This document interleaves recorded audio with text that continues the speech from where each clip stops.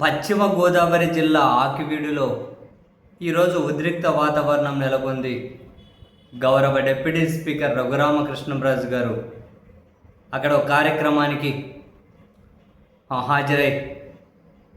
హాజరవ్వడం కోసం వెళ్తూ ఉంటే కులాల మధ్య మతాల మధ్య చిచ్చు పెడుతూ ఉన్నారు రఘురామకృష్ణంరాజు గారు అని అంబేద్కర్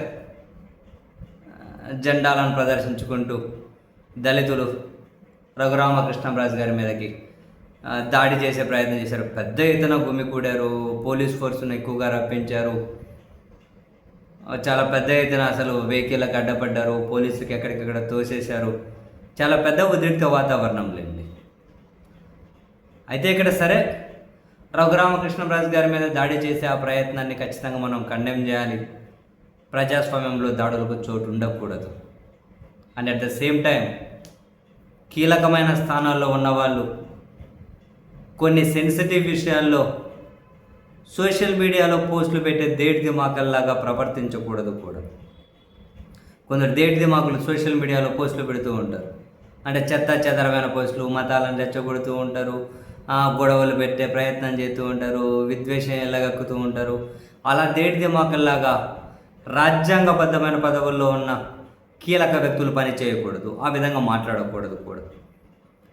మొన్నటికి మనం చూసాం, రఘురామకృష్ణంరాజు గారు ఒక దగ్గరికి వెళ్ళి ఏమంటారు, అది అవకాశం లేకున్నా కూడా అక్కడికి వెళ్ళి గుడి కట్టాలి, గుడి నిర్మిస్తాము అని చేయించినాము. మీరు గుడి కట్టు, లేకుంటే ఇంకో దగ్గర ఇంకొకటి కట్టు, దానికి ఇబ్బంది లేదు. అటువంటివి ఎంత జాగ్రత్తగా ఎంత సెన్సిటివ్గా హ్యాండిల్ చేయాలి. అక్కడ ఎవరైనా అబ్జెక్ట్ చెబుతూ ఉంటే వాళ్ళకి చెప్పే ప్రయత్నం చేయాలి. ఎక్కడే కనుక మతాల విద్వేషము, మతాల ప్రస్తావన రాకుండా అటువంటివన్నీ చాలా సెన్సిటివ్గా హ్యాండిల్ చేయాలి ఏదున్నా. అట్లా కాకుండా రెచ్చగొట్టేసి కడతాం, నీ చేత అయితే ఏం చేస్తావో చేసుకో. అసలు ఎవరు మాట్లాడే మాటలు ఇవి? అంత కీలకమైన బాధ్యతలో ఉన్న వాళ్ళు మాట్లాడకూడదు.